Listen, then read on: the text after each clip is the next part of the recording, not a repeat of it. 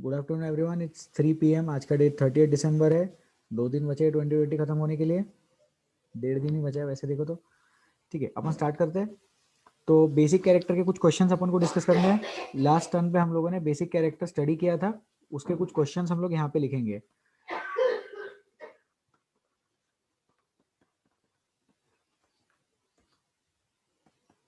तो ये दो कंपाउंड्स आपको दिख रहे होंगे, ये दोनों क्या है? ये दोनों अल्कोहल है, बराबर है। These are alcohols.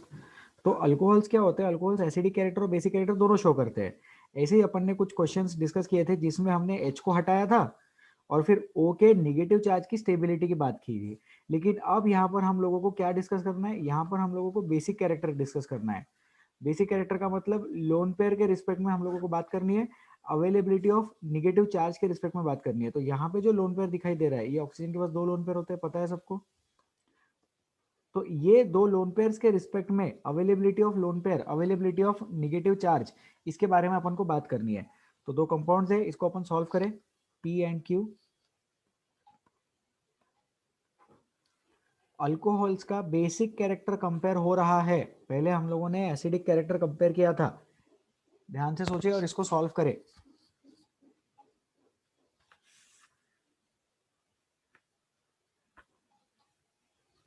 आंसर देने के लिए हाथ उठाए।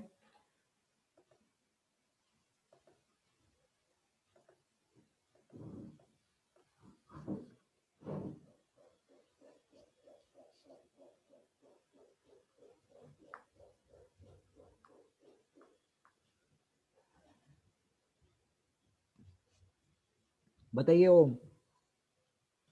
Sir Q greater than P। क्यों सर? आंसर का रीजन?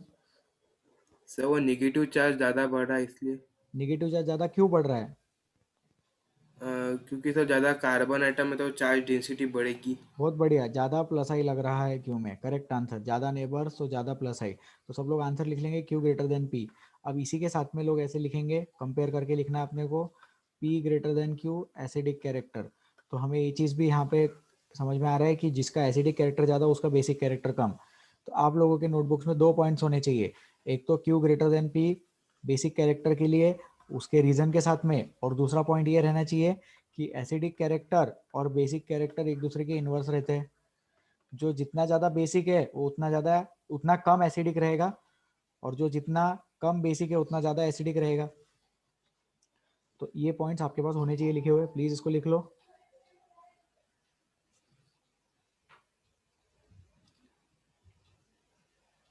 जो जितना ज्यादा एसिडिक है उतना कम बेसिक रहेगा, और जो जितना ज्यादा बेसिक है उतना कम एसिडिक रहेगा।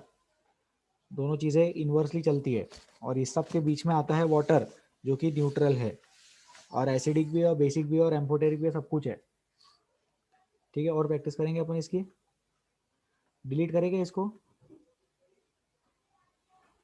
ठीक है, इसको डिलीट करते हैं। नेक्स्ट नेक्स्ट क्वेश्चन देखेंगे यहाँ पे।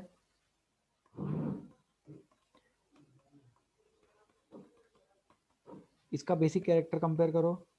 ऐसा क्वेश्चन अपन ने एसिडिक कैरेक्टर में कंपेयर किया भी था। Compare the basic character for this A and B. Compare basic character. Harsh Kulkarni, doubt है क्या? सर आंसर आंसर है, बोल दो answer. Sir B is more basic than A. B is more basic than A, reason बताइए। Sir वो delocalisation नहीं होना चाहिए ना, बी में नहीं हो रहा। बी में नहीं हो रहा, बराबर। तो अपन रीजन ऐसा लिखेंगे, म्यूट कर लो, रीजन लिखो। बी में lone pair of electrons is localised. Lone pair of electron is localised, ऐसा स्टेटमेंट लिखेंगे।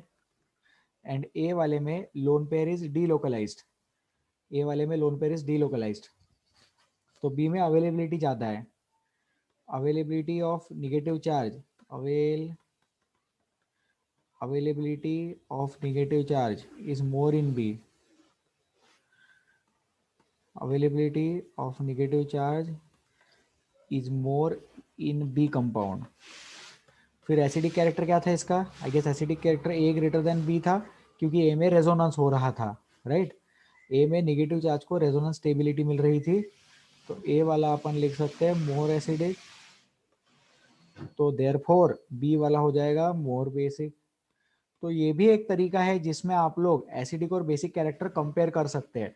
जैसे सबका एसिडिक कैरेक्टर फाइंड आउट कर लो, उसका अपोजिट आंसर बेसिक कैरेक्टर आ जाएगा, है ना। लेकिन वो मेथड इतना ज्यादा यूज नहीं करते, कंसेप्ट अपना ही वाला यूज करना। बेसिक कैरेक्टर मतलब लोन पेयर की अवेलेबिलिटी, और एसिडिक कैरेक्टर मतलब H प्लस जाने के बाद निगेटिव की स्टेबिलिटी। H प्लस जाने के बाद निगेटिव की स्टेबिलिटी, एंड बेसिक कैरेक्टर मतलब लोन पेयर की अवेलेबिलिटी।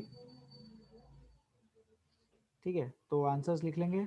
और ये A is greater than B क्या है, ये A is greater than B acidic character है।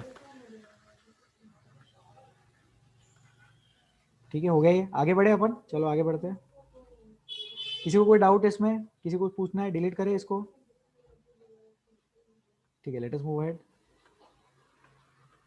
नेक्स्ट क्वेश्चन लिख रहे हैं बोर्ड पे।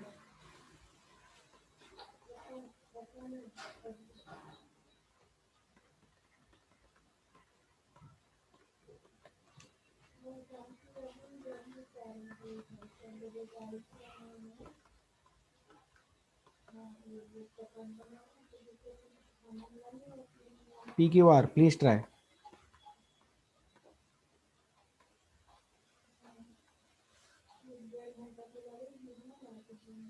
Please try. So what we have to compare? Basic character, sorry. Basic character.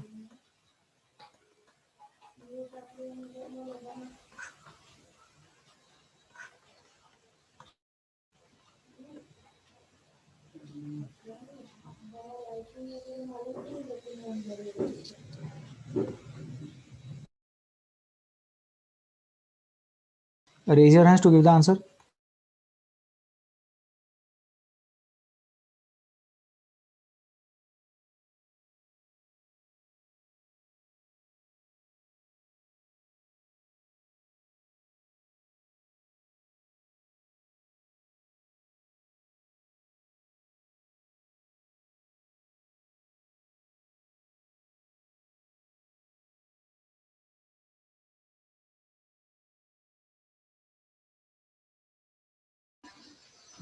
Virti, answer. R greater than Q greater than P. Reason. Positive inductive effect. Positive inductive effect. ठीक है, तो इससे अपन को एक चीज समझ में आती है कि 3 degree more than 2 degree more than 1 degree. तो ये लिख लेना, 3 degree amine more than 2 degree amine more than 1 degree amine for basic character. लेकिन इसमें ये याद रखना कि only when we have to compare with inductive effect. ठीक है, जैसे ऐसा हो सकता है ना कि 3 डिग्री वाले में रेजोनेंस आ जाए तो उसका इफेक्ट कम आ जाएगा, अपन करेंगे वैसा एग्जांपल। आप लोग बस ये पॉइंट लिख लो, ये पॉइंट लिख लेना, 3 degree more than 2 degree more than 1 degree basic character के लिए, और ये कंसेप्ट लिख लेना। एंड देन फिर बाद में अपन डिस्कस करेंगे और इसमें एक्सेप्शंस जैसी कंडीशंस पढ़ेंगे अपन। बोलिए हर्ष। Hello sir. हाँ सर। सर ये आपने अमाइन वाला पॉइंट बोला सर, उसके जगह पे अगर ऐसे याद रखा तो चलता क्या कि सबसे नीचे वाले कंपाउंड में 3 कार्बन डेंसिटी प्रोवाइड कर रहे हैं, ऊपर 2 कार्बन और 1 हाइड्रोजन, और उसके ऊपर 1 कार्बन और 2 हाइड्रोजन, तो कार्बन ज्यादा डेंसिटी प्रोवाइड करता। हाँ, तो उसी को तो डिग्री बोलते हैं। जैसे 3 डिग्री अमाइन क्या रहता है, ऐसा नाइट्रोजन जो तीनों साइड से कार्बन से बॉन्डेड है, बराबर। हाँ सर। तो जो आप बोल रहे हो उसी चीज को डिग्री बोलते हैं अमाइन का। Yes sir. हाँ ठीक है सर। Sir, okay. जैसे 4 डिग्री कार्बन रहता है जो चारों साइड से कार्बन से बॉन्डेड है, वैसा 3 डिग्री अमाइन रहता है जो तीनों साइड से कार्बन से बॉन्डेड है। 2 डिग्री अमाइन रहता है जो 2 साइड से बॉन्डेड है। 1 डिग्री अमाइन रहता है जो एक साइड से बॉन्डेड है। ठीक है, हो जाएगा ये तो इजी है। आगे बढ़ते हैं। ठीक है, नेक्स्ट पॉइंट। अच्छा, अब ने इसमें अपन वेरिएशन करेंगे, ध्यान से देखेंगे। तो पहले तो मैं आंसर, ये आंसर लिख लिया होगा सबने, तो हम इसको डिलीट करते हैं। और अभी अभी देखो, अभी क्या होगा, कंडीशन चेंज हो जाएगी।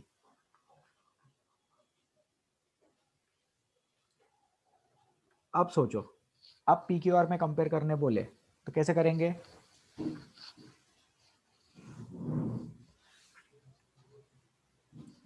आंसर देने के लिए हाथ उठा सकते हैं।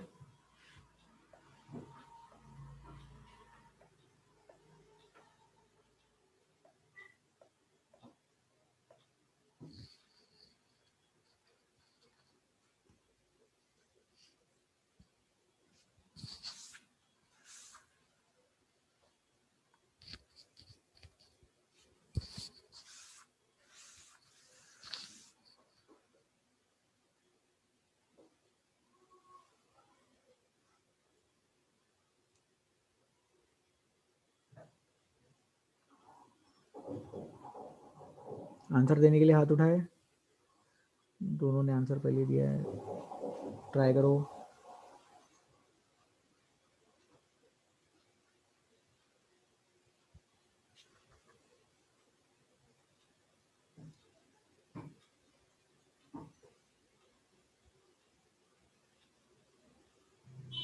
चलो ओम बताओ। Sir Q greater than R and greater than P. Q greater then R greater than P, ये आपने आंसर दिया है। सॉरी गलत हो गया। ठीक है, आप रीजन बताइए, आंसर क्यों आया आपका। क्योंकि सर वो Q में इंडक्टिव इफेक्ट ज्यादा आता है R से, लेकिन हाँ फिर P में वो इलेक्ट्रॉन डेंसिटी कम पड़ती है वो R से, इसलिए वो Q greater then R and less than P. अच्छा, तो कैसा है आपका जो पॉइंट है Q ग्रेटर देन R, ये करेक्ट है। ठीक है, तो इसका फाइनल आंसर लिख लो, Q greater than P greater than R, ये इसका करेक्ट आंसर है। और उसका रीज़न लिख लेना, क्योंकि R में रेजोनेंस है तो उसकी वजह से उसकी अवेलेबिलिटी कम हो गई। यहाँ लिखना 100% लोकलाइज्ड और यहाँ लिखना डीलोकलाइज्ड। ओम समझा, कमेंट करो। लेकिन सर वो P वाले में फिर चार्ज डेंसिटी तो कम पड़ेगी ना, क्योंकि R में तो फिर भी 2 कार्बन है ना लोकलाइज्ड. वैसे तो 3 है आर में, लेकिन यही मैं आपको बता रहा हूँ कि रेजोनेंस जो रहता है वो रेजोनेंस इफेक्ट को अपन इंडक्टिव इफेक्ट के ऊपर कंसिडर करते हैं। ऐसा बताया था क्या, AERHI? बोलो हाँ हाँ। सर. बताया था ना। अरे ऐसा मत सोचो कि मैं आपकी गलती पॉइंट आउट कर रहा हूँ, मैं कर ही रहा हूँ आपकी गलती पॉइंट आउट, बट आप कंसेप्ट समझो यहाँ पे कि resonance is given more preference over inductive. जो आप आर के बारे में सोच रहे हो कि 2 साइड से इंडक्टिव है, 3 साइड से इंडक्टिव है, बहुत अच्छी बात है, लेकिन एक साइड से उसको रेजोनेंस होने की वजह से सारी कंडीशन ही चेंज हो गई। एक साइड से रेजोनेंस होने की वजह से वो लोन पेयर चला गया रेजोनेंस में। समझ में आया? मतलब सर एक पार्ट में भी थोड़ा सा भी रेजोनेंस रहा तो भी वो नीचे गिर जाता था. बिल्कुल सर, अगर थोड़ा सा भी रेजोनेंस रहा तो रेजोनेंस है, बाकी 3 3 4 4 कितने भी कार्बन एटम का इंडक्टिव के सामने वो रेजोनेंस ज्यादा भारी पड़ जाता, इंडक्टिव उसके सामने फेल गिर जाता। समझा? Yes sir. ओके ओम। ठीक है, तो सब लोग लिख लेंगे, रीजन लिख लेंगे। पी और क्यू में lone pair of electrons is localized, P and Q में lone pair of electrons is localized, R वाले में lone pair of electrons is delocalized.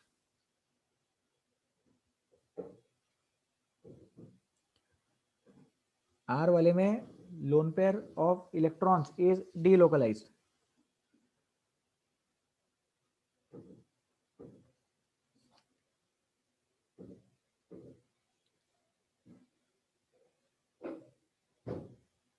ठीक है, और सुनो इसमें, अभी कैसा है, इसको अपन एक एग्जांपल से एक्सप्लेन करते हैं। अभी जैसे मान लो कि आपका कोई फ्रेंड है, अपन अपने दोस्त को मिलने जा रहे हैं और वो सातों दिन घर में बैठा रहता है, तो अपन कभी भी उसको मिलने जा सकते हैं।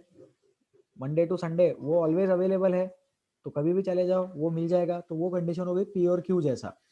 ठीक है, लेकिन आर वाले के जैसा कैसा है, उसका जो लोन पेयर है, वो आपका जो फ्रेंड है वो हफ्ते में 2 दिन घूमने के लिए जाता है। तो अगर आपको उसको मिलने जा, जैसे सपोज वो मंडे और ट्यूसडे मिलने जाता,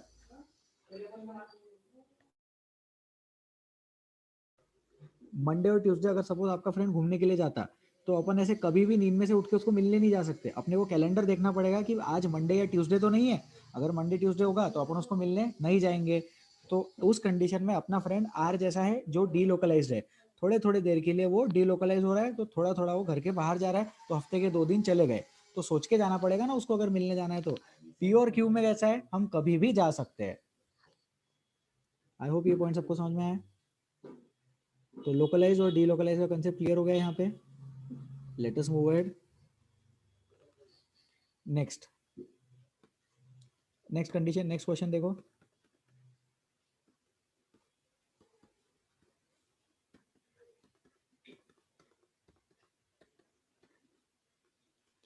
ए और बी, इसमें सॉल्व करो, ट्राई करो। कमेंट फॉर बेसिक कैरेक्टर, वही बेसिक कैरेक्टर कंपेयर करना अपने को।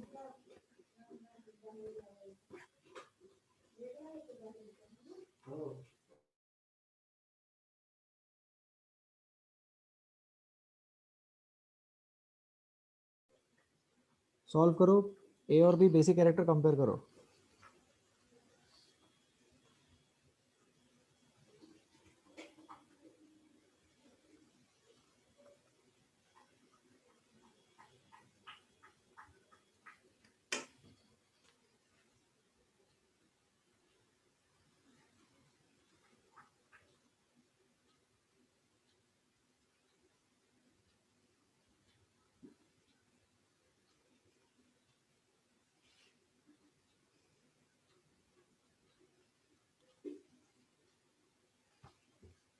Answers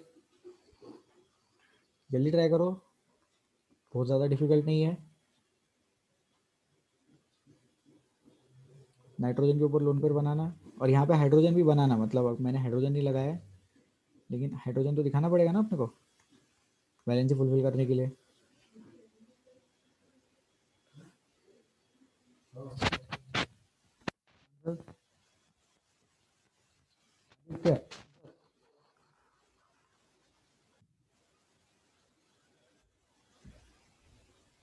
Aditya unmute. B is more basic than A. B is more basic than A, correct answer. Reason बताइए सर क्योंकि B में लोकलाइजेशन ज्यादा है A से। कैसे ज्यादा है बी में लोकलाइजेशन ए से? सर क्योंकि सर A में दोनों भी तरफ जा सकता है सर रेजोनेंस के लिए, लेकिन B में एक ही तरफ जा सकता। बी में एक ही तरफ जा सकता है सर, लेकिन आप जो बोल रहे हो सही बोल रहे हो। सब लोग ये रीजन तो लिख लो पहले, बट आदित्य आपके साथ मैं डिस्कस करना चाहूंगा। पहले सब लोग रीजन लिख लेंगे। बी में लोन पेयर एक ही तरफ जा रहा है रेजोनेंस के लिए, ए में लोन पेयर दो तरफ जा रहा है रेजोनेंस के लिए। बी में लोन पेयर एक तरफ जा रहा, ए में लोन पेयर दो तरफ जा रहा। ठीक है, तो ये रीजन लिख लेंगे सब लोग। अब अपन देखेंगे। आदित्य आपके साथ में डिस्कस करना चाहूंगा। अरे ये मैंने Yes, टिक मार्क क्यों किया यहाँ पे, इसको डिलीट करते हैं। ठीक है आदित्य, आप मुझे बताइए कि बी में एक ही तरफ जा रहा, लेकिन उधर भी तो दो कार्बन एटम्स के ऊपर जा रहा, जैसे दूसरे और चौथे नंबर पे जा रहा, बराबर? Yes sir. और यहाँ पे भी तो दो कार्बन एटम्स पे जा रहा, एक्स पे जा रहा और क्यू पे जा रहा, बराबर? Yes sir. तो as a matter of fact resonance का क्वांटिटी तो सही का ही लगा ना इसमें। हाँ यस सर। तो सोच फिर सकते हैं सर इस चीज को। हाँ सर फिर अपन इंडक्टिव इफेक्ट पे जाएंगे क्या सर? यस सर, फिर अपन इंडक्टिव इफेक्ट पे जाएंगे, तो अपन आंसर लिखेंगे ए इज ग्रेटर देन बी। ठीक है यस सर। आदित्य, समझ में आया आपको? Yes sir. ठीक है, तो सब लोग रीजन लिखेंगे, करेक्ट आंसर लिखेंगे। वो वहां पे टिक मार्क नहीं करना चाहिए था मैंने। Correct answer is A is greater than B, और रीजन यहाँ पे आएगा इंडक्टिव इफेक्ट, क्योंकि दोनों में रेजोनेंस सेम लग रहा है। दोनों में रेजोनेंस सेम लग रहा है। हाँ बोलिए कैसे कौन? सर शांतनु, कैसे सिम लग रहा है, एक बार फिर से रिपीट करेंगे आप? बिल्कुल सर, कैसे सेम लग रहा है? जैसे इधर देखो, अगर इधर रेजोनेंस गया तो वो निगेटिव चार्ज को या लोन पेयर को स्टेबलाइज करने के लिए एक्स वाला एटम और नाइट्रोजन कंट्रीब्यूट कर रहे हैं, बराबर? Yes sir. फिर इधर अगर गया तो क्यू वाला एटम और नाइट्रोजन कंट्रीब्यूट कर रहे हैं, बराबर? Yes sir. लेकिन अगर इधर गया तो इधर भी तो दूसरे नंबर का और चौथे नंबर का कार्बन कंट्रीब्यूट कर रहे हैं, बराबर? हाँ सर। तो एक नाइट्रोजन और दो कार्बन रेजोनेंस में हेल्प करते, इधर भी एक नाइट्रोजन दो कार्बन रेजोनेंस में हेल्प करते। हाँ सर, समझा सर। तो बेसिकली ये हो रहा है कि हम रेजोनेंस के बेसिस पे डिसीजन नहीं ले पा रहे, इसलिए अपन ने इंडक्टिव के बेसिस पे डिसीजन लिया। ठीक है, फिर इसमें और एक पॉइंट यहाँ पे मैं लिखवा रहा हूँ, आप लोगों को वो पॉइंट लिखना है।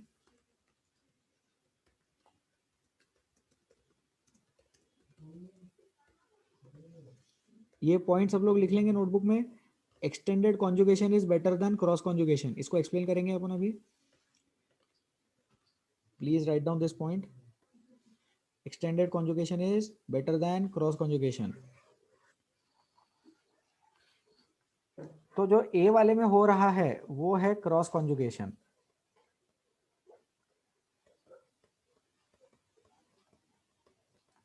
और जो बी वाले में हो रहा है वो है एक्सटेंडेड कॉन्जुगेशन।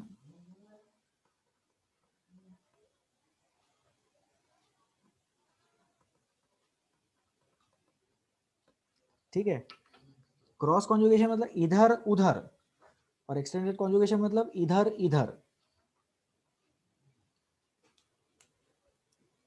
एक बार फिर से, क्रॉस कॉन्जुगेशन मतलब इधर उधर, और एक्सटेंडेड कॉन्जुगेशन मतलब इधर इधर। तो बी वाले में हो रहा है एक्सटेंडेड कॉन्जुगेशन, ए वाले में हो रहा है cross conjugation.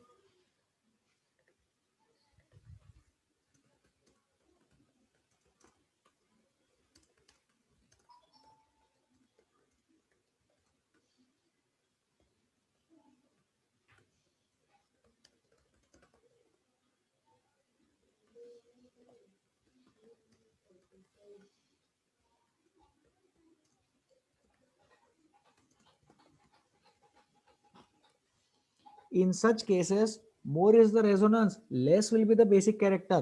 Because more will be the delocalisation. ऐसे केसेस में क्योंकि रेजोनेंस ज्यादा रहेगा तो ज्यादा डीलोकलाइजेशन होएगा तो बेसिक कैरेक्टर कम आएगा। ये बीई सी ए रहना चाहिए ना, बी कॉज, कैसा लिखते हैं इसको, हाँ because in such cases more is the resonance less will be the basic character because more will be the delocalisation, delocalisation ज्यादा रहेगा उस केस में।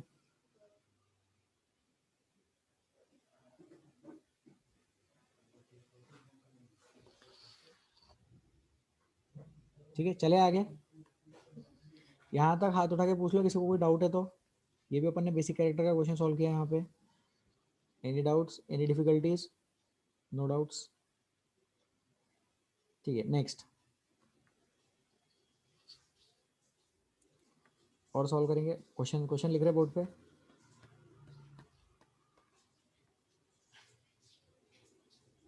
नहीं रुको, लिखो मत।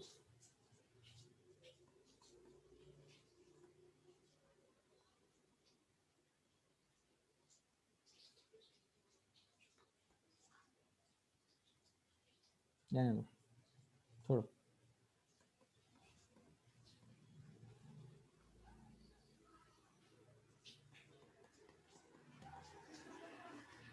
अब ट्राई करो, हाँ ये ठीक है। ए और B please try.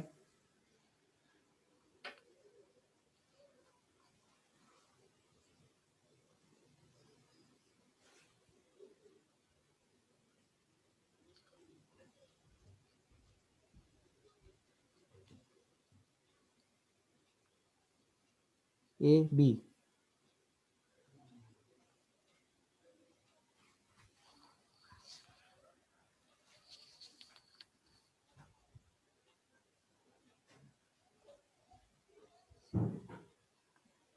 Aditya. Sir A will be more basic than B. A is more basic than B, ये आ गया आदित्य का आंसर। अब आदित्य रीजन बताएंगे। सर क्योंकि बी में रेजोनेंस हो रहा है, ए में नहीं हो रहा। गलत आंसर, बी में रेजोनेंस नहीं हो रहा। देखो 2 सिग्मा का डिफरेंस आ गया। सही है, यस सर। ठीक है सर। अब अपन डिस्कस करेंगे। और किसी को आंसर देना है क्या? आदित्य म्यूट कर लो। ठीक है, अब रेजोनेंस नहीं हो रहा है तो रेजोनेंस नहीं होता तो अपन क्या करते हैं, इंडक्टिव इफेक्ट से देखते हैं। फिर इंडक्टिव इफेक्ट से कैसे देखेंगे, ये वाला जो कार्बन है ये बन गया sp2 और ये वाला जो कार्बन है ये बन गया sp3। डिफरेंस कहाँ आ रहा है, पॉइंट ऑफ डिफरेंस कहाँ है? जैसे इतना स्ट्रक्चर और इतना स्ट्रक्चर तो सेम है लेकिन पॉइंट ऑफ डिफरेंस कहाँ है, यहाँ पर और यहाँ पर। फिर अगर sp2 रहेगा तो उसकी इलेक्ट्रोनेगेटिविटी हल्की सी ज्यादा रहेगी। तो इलेक्ट्रोनेगेटिविटी बी वाले क्वेश्चन में, मतलब बी वाले ऑप्शन में थोड़ी सी ज्यादा है, एकदम हल्की सी। तो इलेक्ट्रोनेगेटिविटी ज्यादा तो निगेटिव चार्ज देने की इच्छा कम, इसलिए ए इज ग्रेटर देन बी। तो आदित्य आपका आंसर करेक्ट था लेकिन रीजन गलत था। सब लोग इसका आंसर लिख लेंगे, रीजन लिख लेंगे। आदित्य कुछ कमेंट करना है क्या आपको? No sir. ठीक है सर। तो A is greater than B. Electronegativity of B वाले कंपाउंड में ये जो कार्बन है ये कार्बन, तो पॉइंट ऑफ डिफरेंस कहाँ आ रहा है, एक डबल बॉन्ड की वजह से डिफरेंस आ रहा है ना। तो अवेलेबिलिटी ऑफ लोन पेयर सिर्फ ये नहीं रहता है कि लोन पेयर है कि नहीं, लोन पेयर देने की इच्छा भी तो रहनी चाहिए। बी वाले में भी लोकलाइज्ड है और ए वाले में भी लोकलाइज्ड है, लेकिन ए वाले की देने की इच्छा है, लोन पेयर वो इजीली डोनेट कर सकता है as compare to B. B वाला बोलेगा कि अपनी इलेक्ट्रोनेगेटिविटी ज्यादा है, अपन थोड़े लाइफ में कंजूस है, अपन नहीं देंगे, नहीं देंगे तो रखो खुद के पास में, तो बेसिक कैरेक्टर कम आएगा। तो A is greater than B. फिर अपन और एक कंपाउंड बना सकते हैं कि यही सीक्वेंस में। तो बी वाले में sp2 हाइब्रिडाइजेशन है तो ज्यादा इलेक्ट्रोनेगेटिविटी, तो पॉजिटिव इंडक्टिव इफेक्ट कम लगेगा, इसलिए कम तो बेसिक पॉजिटिव, कैरेक्टर है। हाँ बस बस, पॉजिटिव इंडक्टिव इफेक्ट कम लगेगा। बहुत बढ़िया, सही पकड़ा आपने। लिख लो वहां पे सब लोग, बी वाले कंपाउंड में पॉजिटिव इंडक्टिव इफेक्ट कम, और वैसे सी वाले में भी पॉजिटिव इंडक्टिव इफेक्ट और कम। फिर A is greater than B is greater than C, क्योंकि सी वाले में sp आ गया। तो पॉजिटिव इंडक्टिव इफेक्ट कम लगेगा तो बेसिक कैरेक्टर तो कब ज्यादा रहता है, जब पॉजिटिव इंडक्टिव इफेक्ट ज्यादा रहता तब बेसिक कैरेक्टर ज्यादा रहता। ए वाले में पॉजिटिव इंडक्टिव इफेक्ट सबसे ज्यादा, बी वाले में उससे कम, सी वाले में उससे भी कम।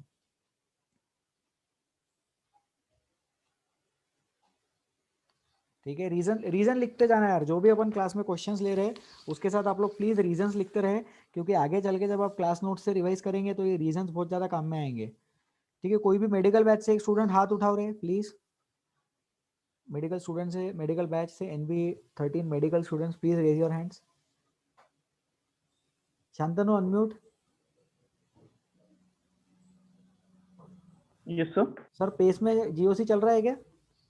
हाँ सर, शुरू हो गया, 2 लेक्चर्स हो गए। 2 लेक्चर से क्या क्या हुआ अभी तक? अभी तक 2 मिनट से देखता। अबे यार जान दो, म्यूट कर लो। और कोई है क्या भाई जिनको ऐसा याद है कि क्या चल रहा है? हर्षद अनम्यूट। सब पॉजिटिव और नेगेटिव इंडक्टिव इफेक्ट हो गया। पॉजिटिव और नेगेटिव इंडक्टिव इफेक्ट हो गया, सही पढ़ाया था ना मैंने? हाँ सर। बिल्कुल वेरीफाई करते रहना, और वहां पे जो जो हो उसको भी रिवाइज करते रहना, क्वेश्चन सॉल्व करते रहना, यहाँ से भी और वहां से भी। ठीक है, सर और मैम ने ऑर्डर भी दी जैसे वो ग्रुप्स की। हाँ ग्रुप्स की ऑर्डर भी दी, वो ऑर्डर घोट लेना, लर्न कर लेना, ये इंस्ट्रक्शन सब लोगों के लिए। ठीक है हर्षद।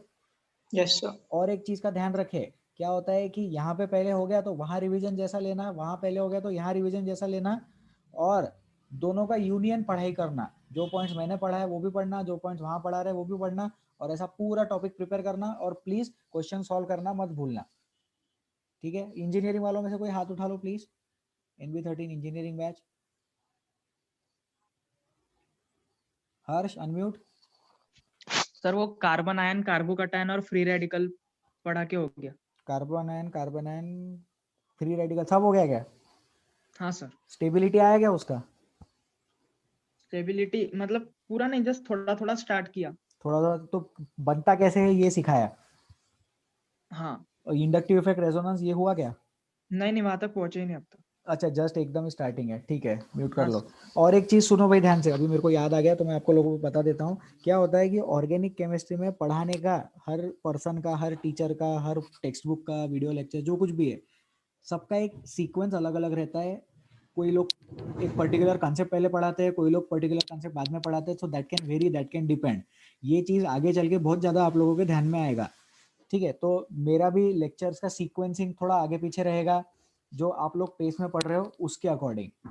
अब इसमें क्या होगा कि इसमें आप लोगों के लिए थोड़ा सा कंफ्यूजन बढ़ सकता है, तो कंफ्यूजन बढ़ने मत देना, वो कंफ्यूजन को वहीं रोक के रखना, और जब वो आर्टिकल दोनों जगह हो जाए तब उसको अच्छे से रिवाइज कर लेना। ये मेरा पर्सनल सजेशन है आप लोगों के लिए, क्योंकि क्या होता है कि एक फॉर्मेट में हम पढ़ाते हैं। अब जैसे मैं पढ़ा रहा हूँ तो रेजोनेंस के बहुत सारे पॉइंट्स मैंने अभी नहीं पढ़ाए हैं सर, फिर वो आप कब पढ़ाओगे वो मैं बाद में पढ़ाऊंगा, क्वेश्चंस वगैरह के साथ में लूंगा, तो वो पॉइंट्स आप लोगों के पेस में कवर हो जाएंगे।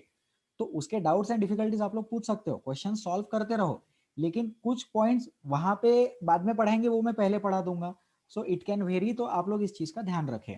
ये इंस्ट्रक्शन सब लोगों के लिए है। ठीक है, कंटिन्यू करते हैं अपन।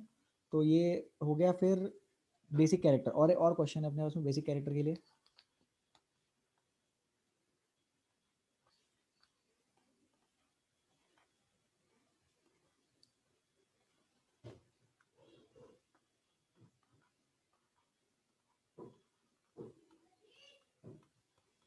Please try. Basic character compare करना है, ध्यान से देखो, अपन एसिडिक कैरेक्टर नहीं कंपेयर कर रहे, बेसिक कैरेक्टर का क्वेश्चन है। We are required to compare the basic character.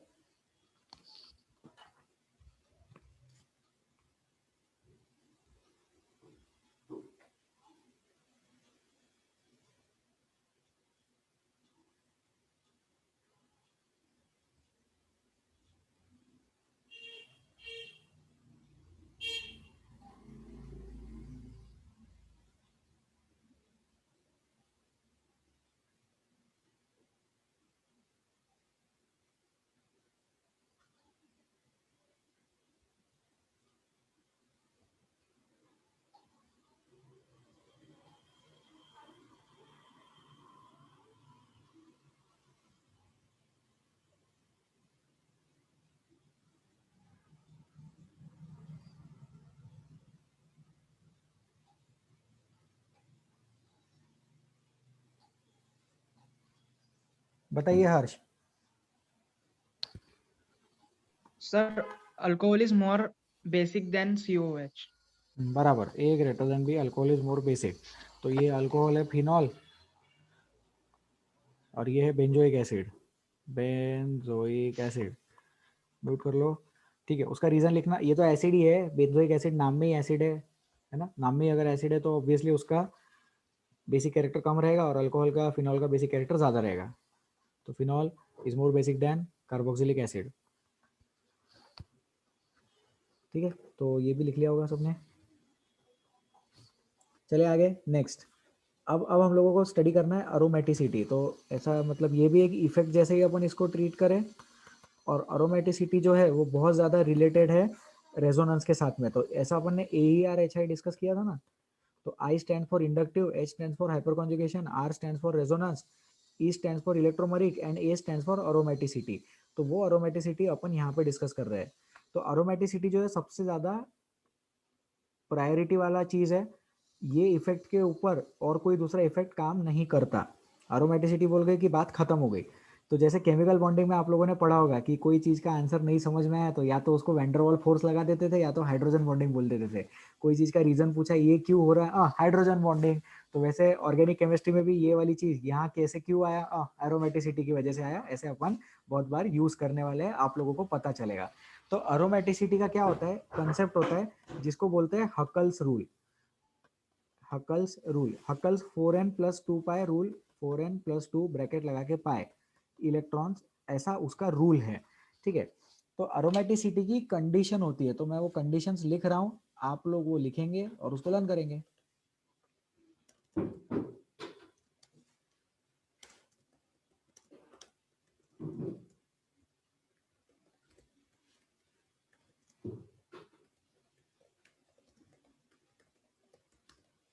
For a compound to be aromatic it must be planar, planar होना चाहिए, कॉन्जुगेशन में होना चाहिए।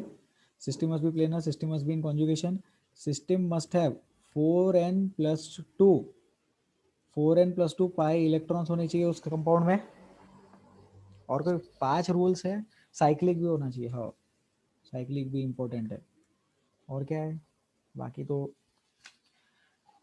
Cloud must cover all the compounds of the ring.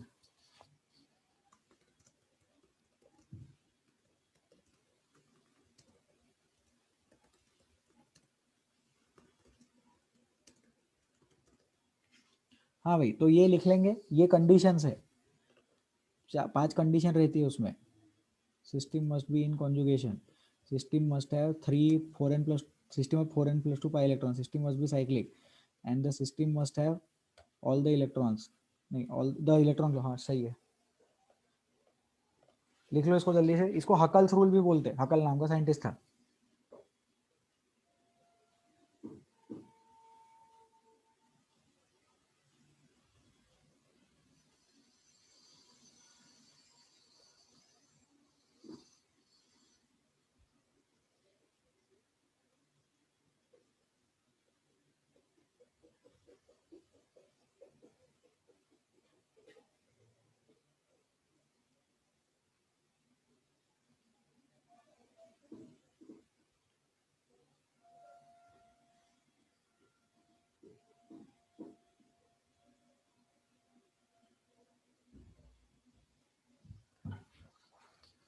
ठीक है, लिख लिया, आगे बढ़े।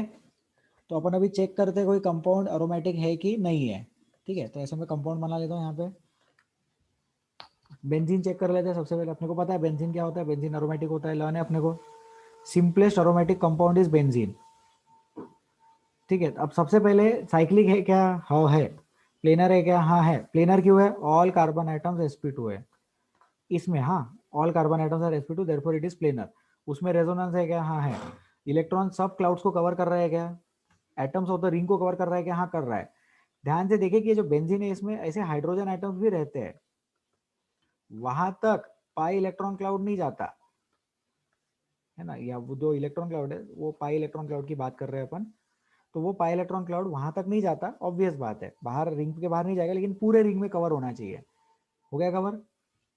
फिर 4n + 2 पाई इलेक्ट्रॉन है क्या, तो अपन अभी पाई इलेक्ट्रॉन काउंट करते हैं। इधर के हैं पाई इलेक्ट्रॉन्स 2, इधर के हैं 2 और इधर के भी है 2, तो कितने हो गए, 6 हो गए। तो 4n + 2 = 6। तो इनकी वैल्यू कितनी आ गई, 1 आ गई, तो चलता। मतलब 4n + 2 की कंडीशन में n की जगह पे 0 1 2 3 4 चलता। अब वो 0 नहीं लिखते, 1 से स्टार्ट होता है। तो 1 2 3 4 पाई इलेक्ट्रॉन्स प्रेजेंट अगर रहे, पाई इलेक्ट्रॉन्स 1 2 3 4 नहीं, n की वैल्यू 1 2 3 4 रही तो 4n + 2 पाई इलेक्ट्रॉन्स के रिस्पेक्ट में अपन एरोमेटिसिटी डिफाइन करते।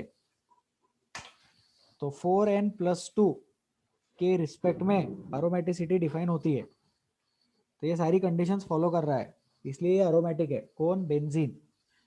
लिख लेंगे इस चीज को। और जितने पाई इलेक्ट्रॉन्स रहते हैं उसके डबल पाई इलेक्ट्रॉन, जितने पाई बॉन्ड रहते हैं उसके डबल पाई इलेक्ट्रॉन्स रहते हैं।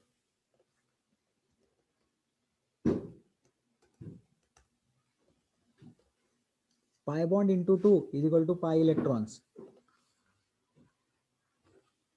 Pi bond into 2 = pi electrons.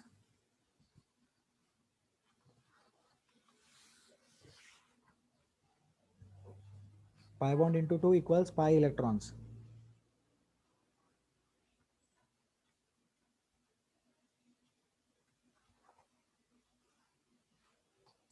ठीक है, लिख लिया। नेक्स्ट ट्राई करें। कितने लोग लिख रहे हैं अभी? हाथ उठा के बताओ कितने लोग लिख रहे हैं।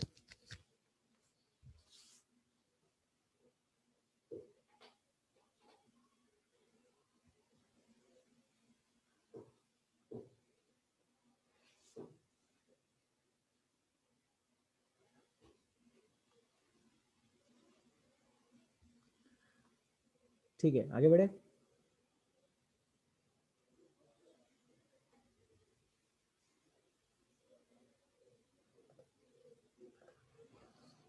क्वेश्चन लिखो। Find out whether this compound is aromatic और नॉट।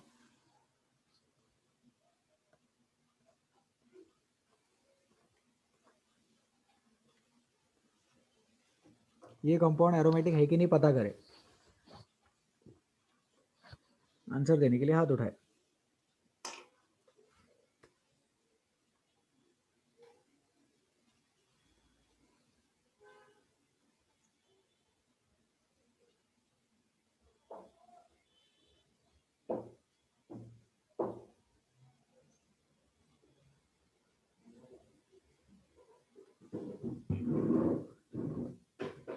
श्रेया अनम्यूट। आंसर नहीं है सर, क्यों नहीं है? कॉन्जुगेशन नहीं शो कर रहा। क्या?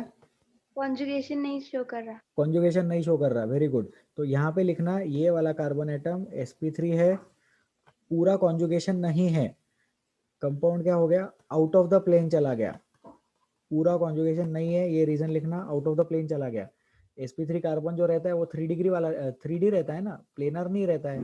प्लेनर नहीं है तो आउट ऑफ द प्लेन चला गया, इसलिए इसके नीचे लिखना नॉन एरोमेटिक। इसके नीचे क्या लिखेंगे? नॉन एरोमेटिक लिखेंगे। आदित्य कोई डाउट है क्या? सर अपन पाई इलेक्ट्रॉन से भी देख सकते हैं सर। हाँ, पाई इलेक्ट्रॉन से भी देख सकते हैं, बराबर। सर बट 4 आते तो वो नहीं है। 4 आते तो वो नहीं है ना? ठीक है, लेकिन वो पाई इलेक्ट्रॉन के केस में एक चीज पढ़ाना है मुझे, तो इसलिए अपन पाई इलेक्ट्रॉन वाला केस यहाँ पे देखेंगे। ठीक है, आदित्य आप बताओ।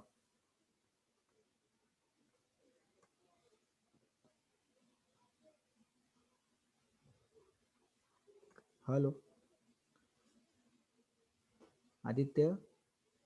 हाँ यस सर। हाँ बताइए, ये क्या लगता है? ये एरोमेटिक लग रहा है क्या? हाँ सर शायद। नहीं सर, नहीं है, क्योंकि वही वाला रीजन। अब इसका 4n + 2 में नहीं बैठ रहा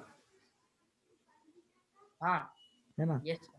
ठीक है, लेकिन इसके लिए लिखना ये प्लेनर है, हाँ सर प्लेनर भी है और वो साइक्लिक भी है। हाँ, वो sp2 हो गया ना। वेरी गुड, ये sp2 हो गया। ठीक है, म्यूट कर लो। ये प्लेनर है, साइक्लिक भी है, इलेक्ट्रॉन क्लाउड वाला भी प्रॉब्लम सॉल्व हो गया इसमें, और सिस्टम में कॉन्जुगेशन भी है। लेकिन ये 4n + 2 नहीं है। कितना है ये? 4n इलेक्ट्रॉन्स है। तो ऐसी वाली चीज को बोलते हैं एंटी एरोमेटिक। क्या बोलते हैं ऐसी वाली चीज को? Anti aromatic. लिख लो, घोट लो। This thing is called as anti aromatic. जिसमें 4n + 2 नहीं है और 4n इलेक्ट्रॉन्स है उसको बोलते हैं एंटी। तो तीन टाइप की चीजें रहती है।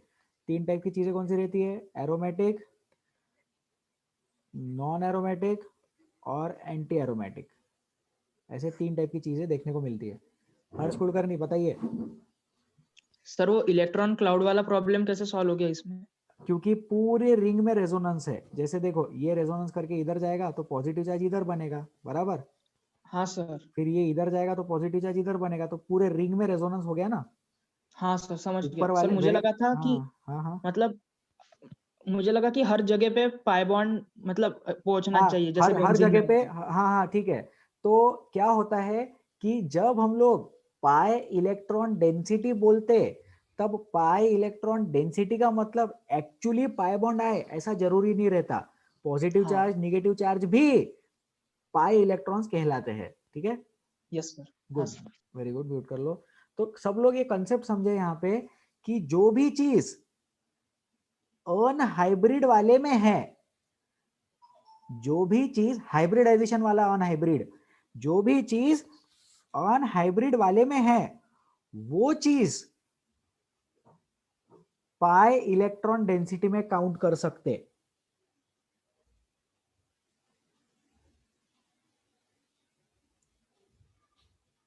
जो भी चीज अनहाइब्रिड वाले में है वो चीज पाई इलेक्ट्रॉन डेंसिटी में काउंट कर सकते। ठीक है, तो ये पॉइंट लिख लिया सबने, अनहाइब्रिड वाला, हाइब्रिड वाला। फिर ये भी समझ में आ गया कि इसका रेजोनेंस रहेगा तो पूरे रिंग में रहेगा, तो प्लेनर साइक्लिक इलेक्ट्रॉन क्लाउड। तो एंटी एरोमेटिक की भी डेफिनेशन लिख लो। जैसे एरोमेटिक के लिए लिखा अपन ने, एरोमेटिक के लिए क्या लिखा? Cyclic planar electron cloud conjugation 4n+2। वैसे एंटी एरोमेटिक के लिए लिखेंगे 4n इलेक्ट्रॉन्स। अब यहाँ पे तीन टाइप के स्ट्रक्चर्स अपने को देखने को मिले, aromatic, non aromatic, anti aromatic. तो इसका स्टेबिलिटी का ऑर्डर है, ये काय का ऑर्डर है? स्टेबिलिटी का ऑर्डर है। इसमें लर्न करना कि एंटी एरोमेटिक जो है बहुत ही ज्यादा अनस्टेबल है, हेवीली अनस्टेबल। सिस्टम चाहता ही नहीं है कि एंटी एरोमेटिक बने, जैसे तैसे करके वो खुद की एंटी एरोमेटिसिटी खत्म करने की कोशिश करता है।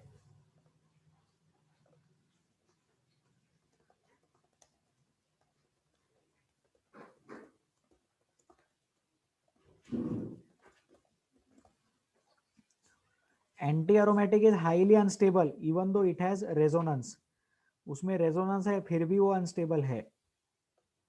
Anti aromatic is highly unstable even though it has resonance. ये पॉइंट्स लिखो जल्दी जल्दी। सर जो बीच में वाला है उसका फुल फॉर्म क्या है? बीच वाले का फुल फॉर्म मतलब एंटी एरोमेटिक का फुल फॉर्म नहीं, जो नॉन आपने एरोमेटिक, तीन हाँ की हाँ, stability. Non aromatic. Aromatic is more stable then non aromatic, non aromatic is more stable then anti aromatic. ये देखो, ये नॉन एरोमेटिक का एग्जांपल है। इसका नाम क्या है? साइक्लोपेंटाडाइन, है ना। Cyclopentadiene is non aromatic compound. Cyclopentadiene is non aromatic compound.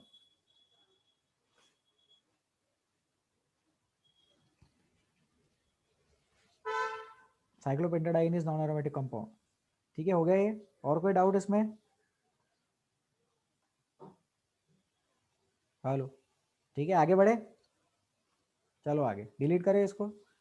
चलो अब स्टेबिलिटी कंपेयर करना। ये बनाया बेंजीन, फिर ये बना दिया साइक्लोहेक्साडाइन ऐसा वाला, ये बना दिया दूसरा वाला PQR।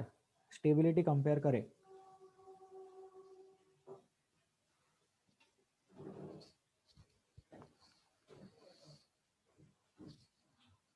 Compare the stability.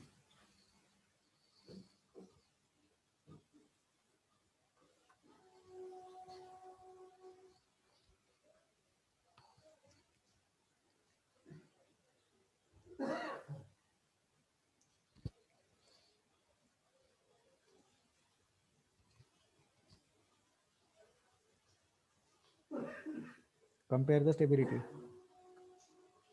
जल्दी करो, हो जाएगा।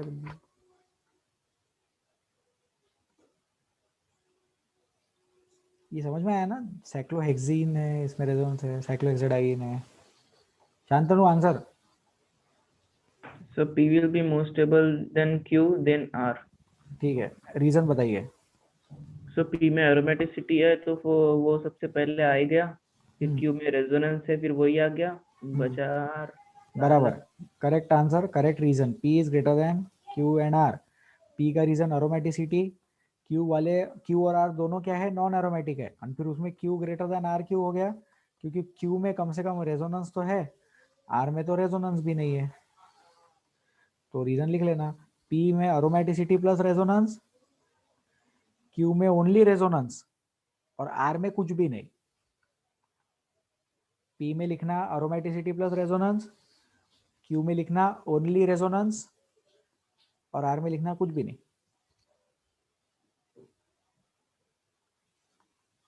ठीक है, ये जनता को समझ में आता है कि यहाँ पे ये sp3 है, उसके जैसे रेजोनेंस टूट गया, ये sp3 है, पर ये कंपाउंड में इतने पार्ट में तो रेजोनेंस है, ये कंपाउंड पूरे कंपाउंड में रेजोनेंस है, इसलिए ये एरोमेटिक है। सही है ये चीज। चलिए आगे बढ़े अपन, चलो इसको करते डिलीट। ठीक है, नेक्स्ट बताओ, साइक्लोप्रोपेन क्या है, नॉन एरोमेटिक है। साइक्लोब्यूटेन क्या है, नॉन एरोमेटिक है। साइक्लोपेंटेन क्या है, नॉन एरोमेटिक है। साइक्लोहेक्सेन क्या है, नॉन एरोमेटिक। सर बोर मत करो सर, समझ में आ गया। ठीक है, ये सारी चीजें नॉन एरोमेटिक, बराबर। फिर ये बताओ क्या है,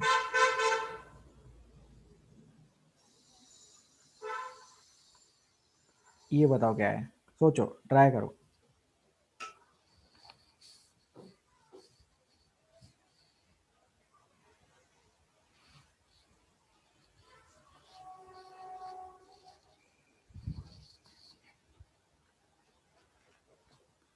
answers,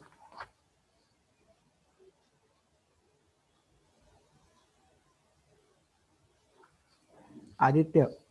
sir non aromatic. Non aromatic, reason बताइए।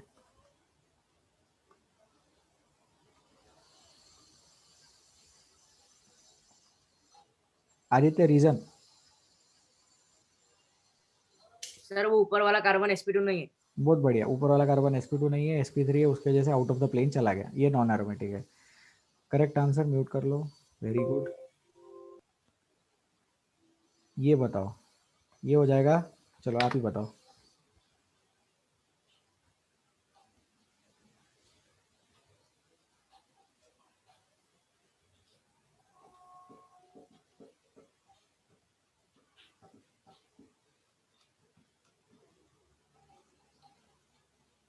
ब्लू वाले कंपाउंड का कैरेक्टर बताओ, anti aromatic, non aromatic, aromatic क्या होगा।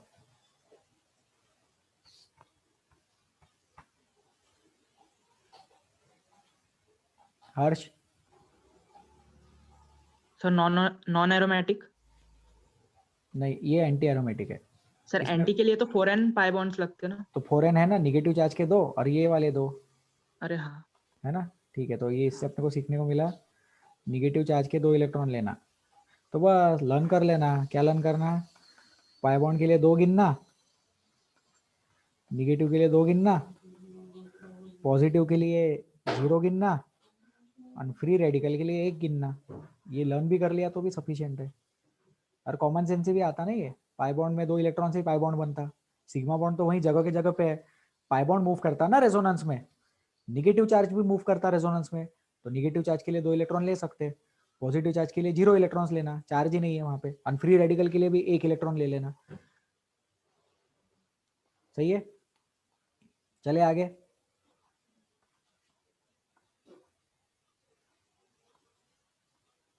ये बताओ, ये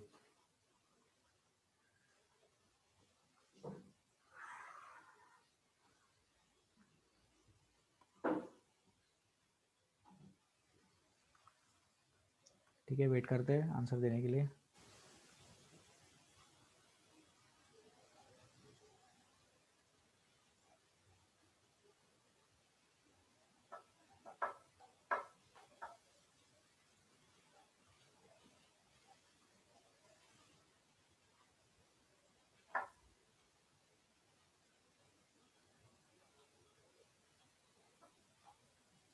आंसर्स?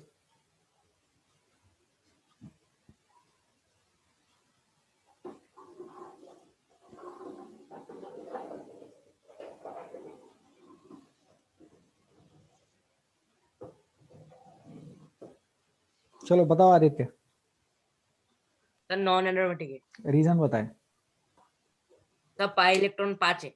5 है, करेक्ट आंसर। तो आप सब लोग इसमें ऐसा लिखो, साइक्लिक है, प्लेनर है, रेजोनेंस मतलब कॉन्जुगेशन है, इलेक्ट्रॉन क्लाउड का भी प्रॉब्लम नहीं है, मतलब इलेक्ट्रॉन क्लाउड भी सब तरफ है, लेकिन 4n+2 वाली कंडीशन फॉलो नहीं करता और 4n वाली कंडीशन भी फॉलो नहीं करता, ऐसा लिखो उसमें। 4n+2 भी फॉलो नहीं करता और 4n भी फॉलो नहीं करता, क्योंकि ये डॉट की वजह से एक इलेक्ट्रॉन काउंट करना पड़ेगा अपने को, इसलिए इसका आंसर हो जाएगा नॉन एरोमेटिक।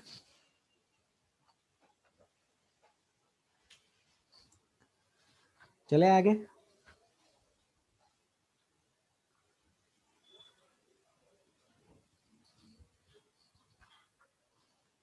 देखो जल्दी, ये जो टाइम देते हैं ना ऐसे बीच बीच में, एक एक में रुक जाता हूँ, तो मैं एक्सपेक्ट करता हूँ कि आप लोग रीजन लिखो, सिर्फ आंसर मत लिखो, नहीं तो 3 महीने बाद सिर्फ आपके नोट्स में क्वेश्चन रहेगा और आंसर रहेगा और समझ में ही नहीं आएगा कि ऐसा क्यों आया। तो रीजन लिखा करो साथ में। चलो आगे।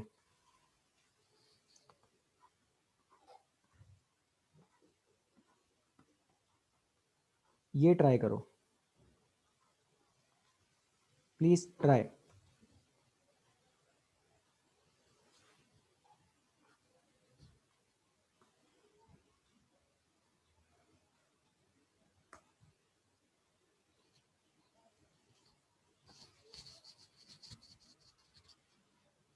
Please try.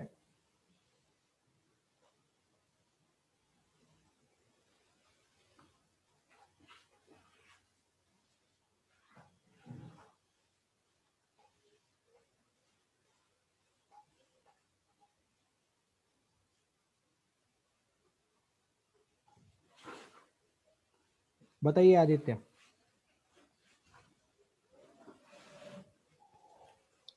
Sir anti aromatic, नहीं नहीं क्यों? Sir non aromatic. क्यों सर? तो क्योंकि साइक्लिक ही नहीं है। ठीक है, साइक्लिक नहीं है क्या? साइकिल दिख नहीं रहा क्या वहां पे? तो लेकिन वहां पे जो नाइट्रोजन है कार्बन चाहिए होता ना। अच्छा, इसका आंसर है अरोमेटिक। जब अरोमेटिक का डेफिनेशन लिखाया था तब ऐसा नहीं बोला था कि कार्बन एटम्स चाहिए रिंग में, हेटेरो एटम्स भी चलते। सब लोग ध्यान दे, हेटेरो एटम वाला भी अरोमेटिक रह सकता है। रिंग रहनी चाहिए, कार्बन की रिंग रहनी चाहिए ऐसा नहीं बताया है, रिंग रहनी चाहिए, कार्बन की रिंग चाहिए ऐसा नहीं बोला। अब ये अरोमेटिक है, ठीक है। देखो ध्यान से, यहाँ पे है नाइट्रोजन के पास में लोन पेयर, ये loan pair of electrons resonance में पार्ट ले सकता है, उसकी वजह से 4n+2 है। तो 4n+2 है, प्लेनर भी है, साइक्लिक भी है और रेजोनेंस भी है, और पूरा रिंग से भी इलेक्ट्रॉन क्लाउड कवर करता है, ठीक है। ये नाइट्रोजन का हाइब्रिडाइजेशन sp2 लिखना, भले ही यहाँ पे ऐसा दिख रहा है कि वो NH3 जैसा दिख रहा है ना, 3 सिग्मा बॉन्ड दिख रहे हैं। सर वो तो 3 सिग्मा बॉन्ड दिख रहे हैं, फिर वो तो sp3 रहता नहीं, जब रेजोनेंस में पार्ट लेते तो sp2 बन जाते। तो ये नाइट्रोजन का लोन पेयर रेजोनेंस में पार्ट ले सकता है। याद करो, लास्ट टर्म पे पढ़ाया था पिरिडीन और पायरोल, पिछले क्लास के नोट्स रिवाइज करना, पिछले क्लास का वीडियो देख लेना।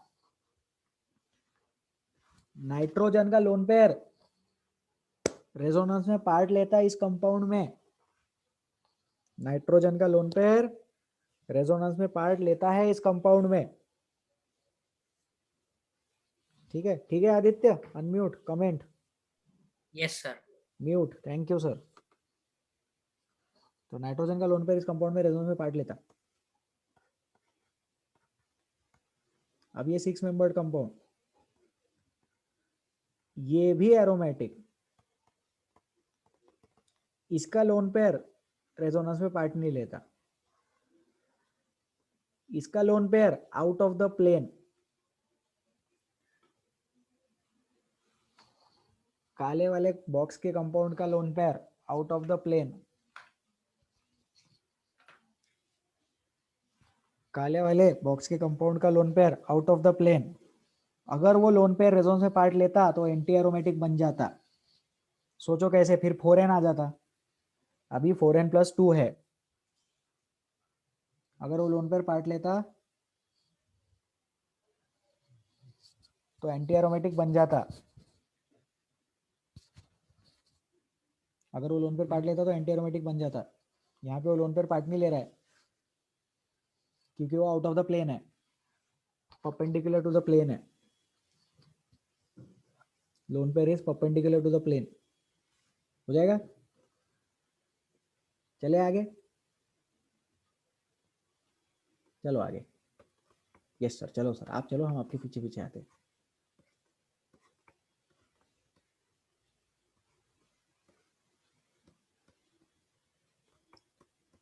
बताइए, एरोमेटिक होगा कि एंटी एरोमेटिक होगा कि नॉन एरोमेटिक होगा?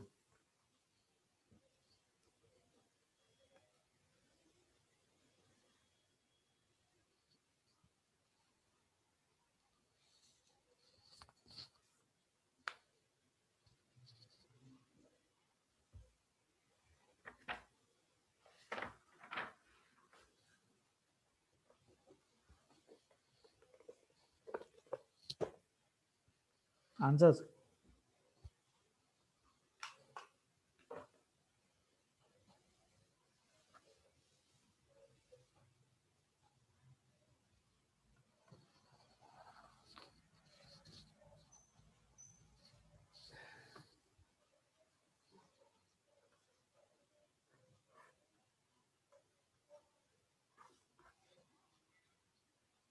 वीरती मेहता, सर एरोमेटिक होगा क्यों? सर, क्योंकि एक लोन पेयर पार्टिसिपेट करेगा रेजोनेंस में, और दूसरा?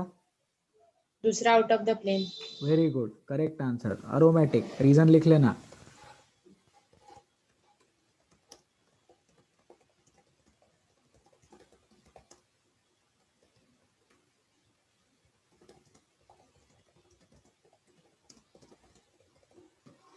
One lone pair participates in resonance, इसलिए 4n+2 पाई इलेक्ट्रॉन्स, इसलिए एरोमेटिक। और दूसरा lone pair out of the plane. Sir हाँ सर।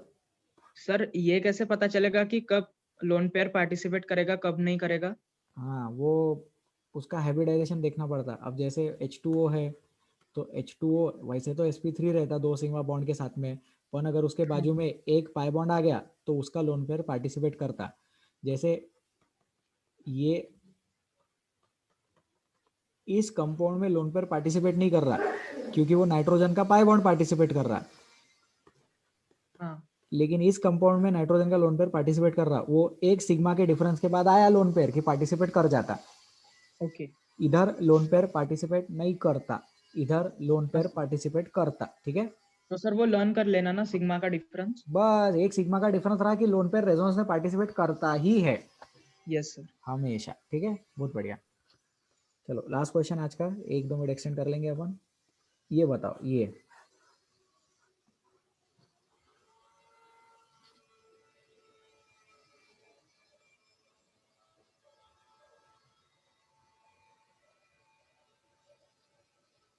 जल्दी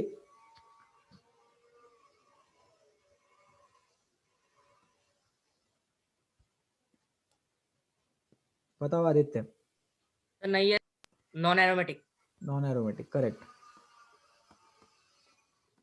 करेक्ट आंसर। ये sp3 हो गए तो आउट ऑफ द प्लेन चला गया। ठीक है, करेक्ट। ठीक है, ये लिख लो, लर्न कर लेना कंडीशंस। क्वेश्चंस प्रैक्टिस करेंगे अपन, नेक्स्ट टर्न पे मिलते हैं।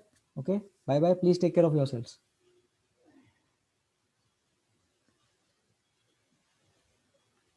लिख लो जिन लोगों को लिखना है।